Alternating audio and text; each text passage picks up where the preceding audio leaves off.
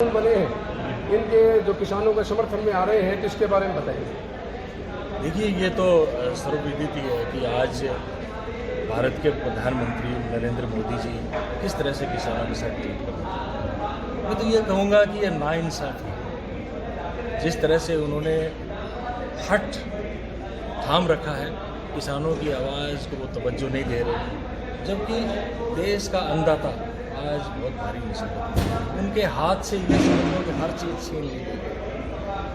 100 से ज़्यादा किसानों की शहादत हो चुकी है। बड़े दुख के साथ कहना पड़ रहा है। अभी आपको याद होगा कि 2-1 दिन पहले जब हमारी कांग्रेस पार्टी के राज्यसभा के मेंबर गुलाम नबी आज़ाद उनका कार्यकाल ख़त्म हुआ, तो किस तरह से प्रधानमंत्री जी नाटक करके राज्यसभा में रो पड़े, लोकसभा में रो पड़े, आंसू निकाले, पानी पिया। अरे 100 से ज़्यादा किसानों की शहादत पे एक शब्द नहीं बोले, एक आंसू नहीं निकाला। ऐसे प्रधानमंत्री के बारे में क्या कहें। तो इन तमाम बातों का जवाब देने के लिए, किसानों को मजबूती देने के लिए राहुल गांधी जी यहाँ पे आ रहे हैं। राहुल गांधी जी हिंदुस्तान में कांग्रेस की मुकद्दस आवाज़ है, ईमानदारी के प्रतीक हैं, युवाओं के जोश के प्रतीक हैं। तो यहाँ आकर के किसानों को मजबूती देने के लिए आ रहे हैं। आज देख लीजिए कोई चुनाव की बात, अक्सर ये होता है कि लोग कहते हैं कि आप वोट बैंक की राजनीति कर रहे हैं। आज तो कोई चुनाव नहीं हो रहा। वो विशुद्ध रूप से किसानों के साथ संवाद स्थापित करने के लिए आ रहे हैं और ये बात सुनिश्चित करने के लिए आ रहे हैं कि कांग्रेस पार्टी अपने पूरे दमखम से और पूरी संवेदना के साथ, जागरूकता के साथ, जोश के साथ किसानों के साथ है। राहुल गांधी जी पदमपुर की धरती पर आ रहे हैं, ये बड़ी गौरव की बात है। जो इतने राष्ट्रीय और कांग्रेस के वरिष्ठ नेता अशोक गहलोत जी भी आ रहे हैं, तो किसानों का ये हौसला बढ़ेगा। और साथ में ये जो आ रहे हैं, तो इसके बारे में बताइए आप। नहीं समझे नहीं किसके बारे में। जो ये तमाम जो नेता आ रहे हैं, हाँ, देखिए वो बात लुबे लुबाव वही है जो मैंने पहले की। राहुल गांधी जी जिस मनोरथ से आ रहे हैं, तो वो हमारे नेता हैं, देश के नेता हैं। तो तमाम जो लोग हैं, चाहे मुख्यमंत्री जी हों, चाहे उनका पूरा मंत्रिमंडल हो, चाहे पूरी राजस्थान की कांग्रेस हो, हर एक कार्यकर्ता, हम सभी कार्यकर्ता हैं, हम सभी कार्यकर्ता उनके स्वागत के लिए यहाँ पे उपस्थित हैं।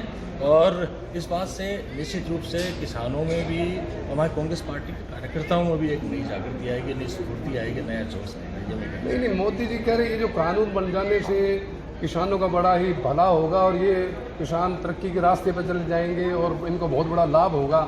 ये आप बताइए भी वो कैसे।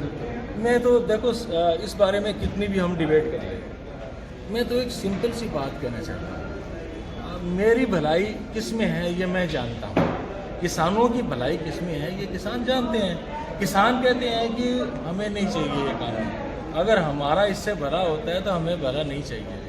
आज जैसे वो लोकसभा में बोल रहे थे नरेंद्र मोदी जी अपने भाषण में कि किसी भी किसान से पूछ लो।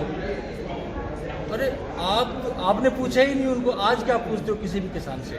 किसी भी चीज़ को बनाने से पहले आपको कम से कम पूछने तो चाहिए, संवाद तो स्थापित करना चाहिए।